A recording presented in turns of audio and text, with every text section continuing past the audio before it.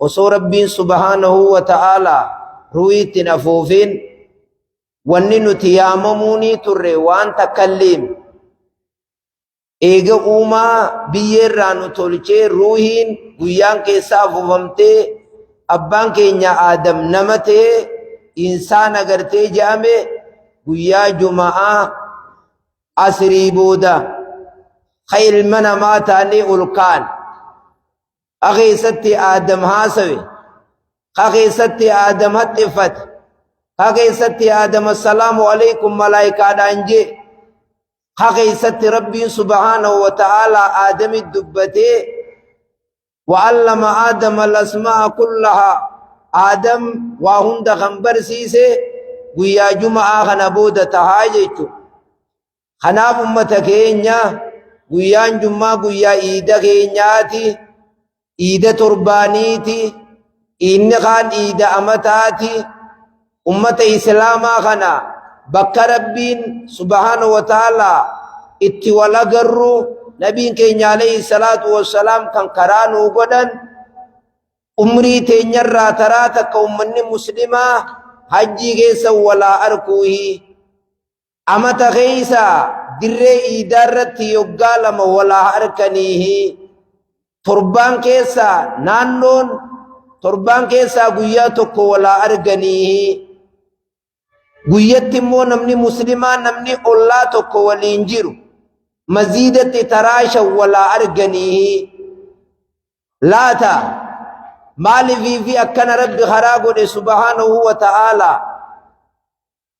نتيغن بيتشا وهو انسيسنو أمني كن يقوم أكماق حركي توكو قفتي سغلين كنو جان حركي توكي چان كن يو سغلي خندي جانين انكن يو خنر في ملي يو خنتي إدامي ملي سغلين باسو جانركي namni islaamaa kun adaduma walin dhufuuni quwwaa waliitaa humna waliitaa dalagaan walin dhufanii dalaganii fi dalagaan adda adda dalagan takkaa miti gaaf tokko ummanni sahaabaa radiyallahu ta'ala anhum nyaatani nyaannaa hin quufnu akkami jennaan wallee laata yoo laatii isin adda adda nyaataniin isin seejiin mana keessatti haaskaan hundi haati manaa kopha abbaan manaa addat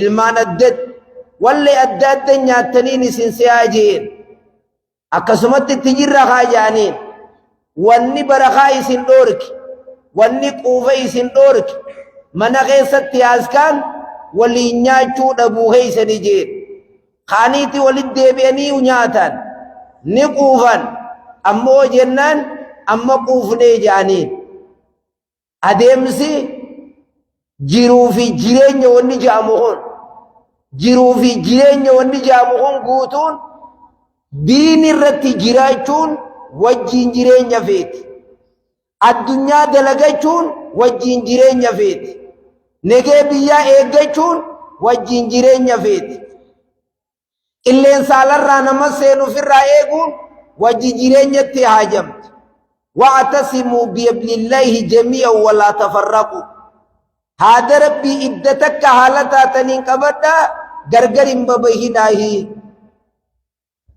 wanni adda qaban waan takka qof niitii manaa bichaa wajjiini qaban adda qaban sanuu waan niitiin dhaltu wajjiini qaban niituma manaa sanuu jaartuma ufii sanuu bichaa tantee wajjiin ciifte malee si wajjiin ciifte malee wanni isin dhaltan hawaasaati wanni bichaa qabnu isii qofa waan kaan hunda wali qaba rakkadhu niin rakkadheen akka inni jeetiin qabeenya keetiin dhufu ani maallaqaan qaba ati waan gurguran qabda waan keessaamuun hin ta'u sirraa hin bitan ka magaalaa waan baadiyyaa malee magaalaa keessaan argamne ka magaalaa baadiyyaa irraa argata ka baadiyyaa waan magaalaa keessaa hin arganne dhufeeti irraa fudhata intala naa kan gurbaa kiyyaa kan maallaqa naa kan waan akkanaa naa kan walumaa galatti addunyaa tana rabbiin subhaanahu wa ta'aalaa jalqabumaa yogguu uumu nu kana yogguu uumu aadam uumeeti haa warraa tolchee addunyaa tana isin lamaan kanaa jiraachisaa jee addunyaa kana isin lamaan kanaa jiraachise jee hogguu kana dhiiraa dhalaadhaan namni kana wal keessa mixu kan akkamiti imaaraa jedhaniin akka rabbiin addunyaa tanatti jiraachisu jiru kan akka rabbiin addunyaatti jiraachisu kan osoonii fi dhiira qofaa uume takkaa dhalaa qofaa uume akka hayyichi tokko jee jaan hayyicha tokkootu hayyuu gurbaa tokko wajjin osoo deemaa jiru loowwan kokkormaa qofa takkaa'uu gartee diboottii qofa irra dhufnaan akki jee hayyichi loowwan kun hedduudha beeki diboottiin numa waxiqqoo jee jaan loowwan dhadhaltuu irra dhufan ammaas loowwan kun heddummaas numa waaxiqqoo jee hayyichi kaanii deemanii raadda takka dibicha tokko ka waliin jiru irra dhufan way loowwan kun numa hedduudha jee hayyichi saati damiina diboottii dilaree buusaniis waxiqqo jetteeni loowwan dhadhaltuu saniis waxiqqo jetteeni habbaa lamaan akkamitti hedduudha jettaa jee na dhagee jee hormaan dillisaniis ifin dhalchiisu jeen dhaltuun dillisaniis ifin dhalchiiftu jeen lameen kun walit dhufanii horan jeen dubbii naa galchite jeen kanaaf awwanniniin irraa isinii dubbachuu deemu arra negee agartee biyya teenyaa laalchisee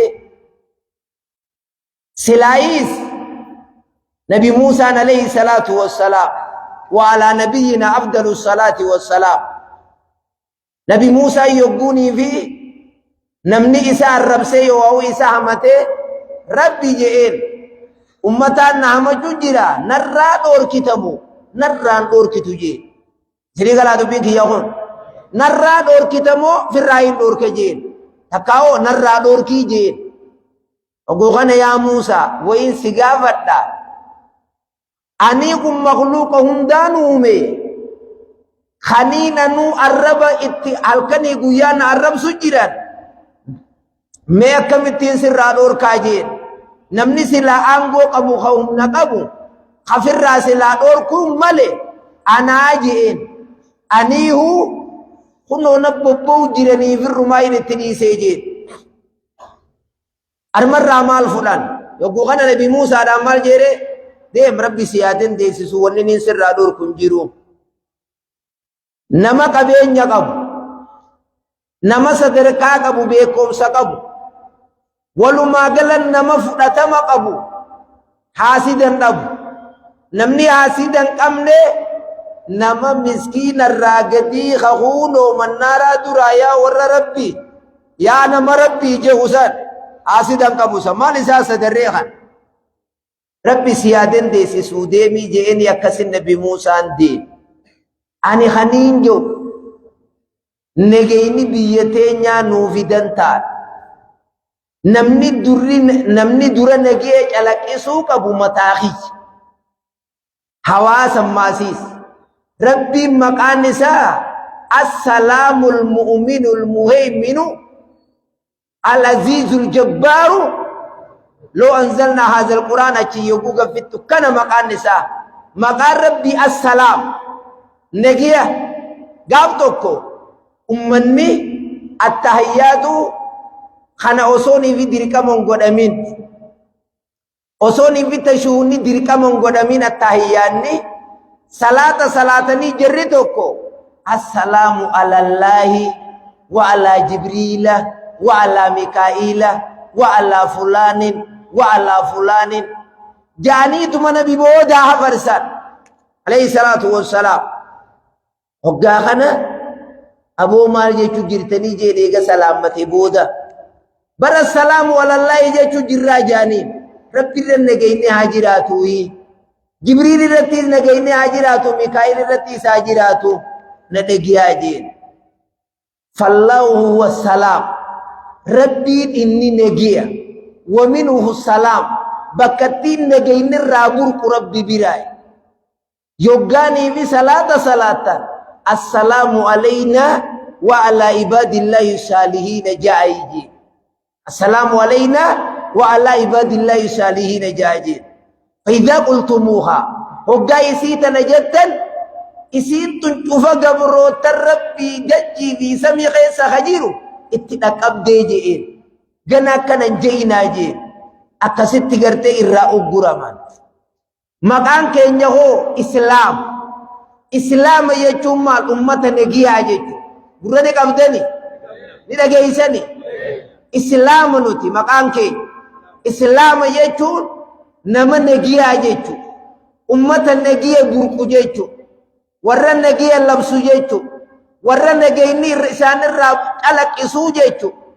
Lama sadeeysa maqaa amantaa teenya. Amantaan teenyaas Isliminnaa. Isliminnaa jechuun amantaa nagiyaa jechuudha. Amantaa nama walitti hin buufu. Amantaa if geeysa. Ta amantaa nama arrabsaan jennu. Ta nama arrabsaan jennu.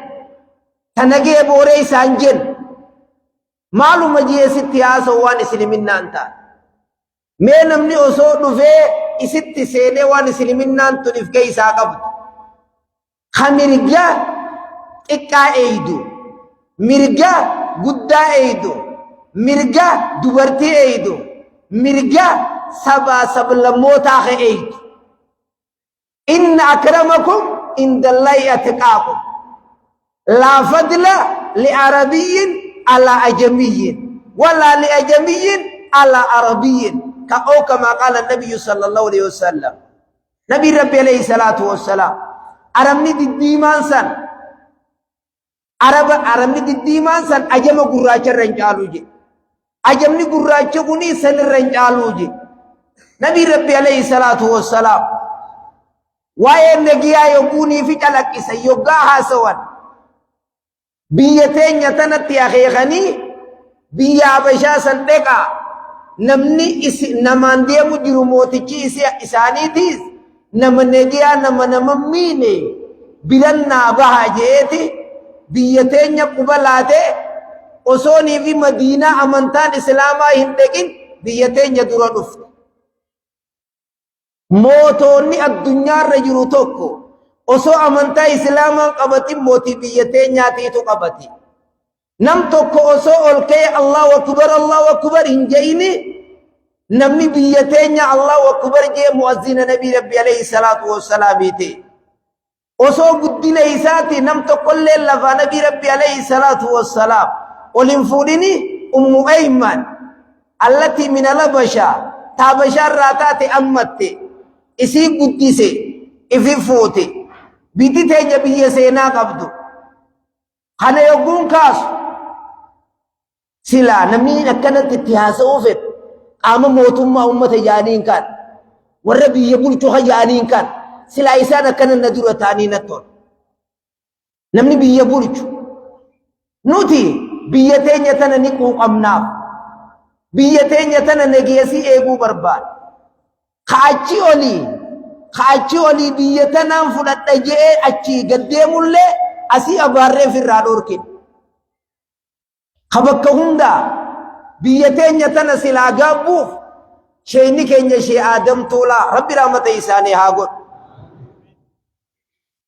Tigiree wayyaanee tun isin hin dhibinii jee gaaf tokko duraanii isinuu fidee firraa galchinaa je.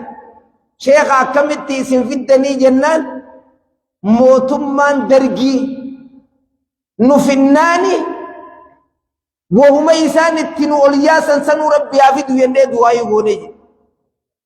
Akkasitti deemtee dhuftee je wannummaan sanuu boodarra amantaa Islaamaa kaanaani Rabbi marii nurraa galchi jenneeni akkasitti osoo dhagaa tokko kaarte namni itti wannan godhin gal bineeytiin. Saniitiitu ammaasiif biyya teenya tanaaf ija baasa. Ankan na dhibu laata osoo niifi gartee hawaasa keenya kan amantaan Islaamaa amantaa akkanaati. Amantaan Islaamaa amantaan teenya amantaan islaamaa haasidee hedduu qabdi. Tokko akka sabaatti akkas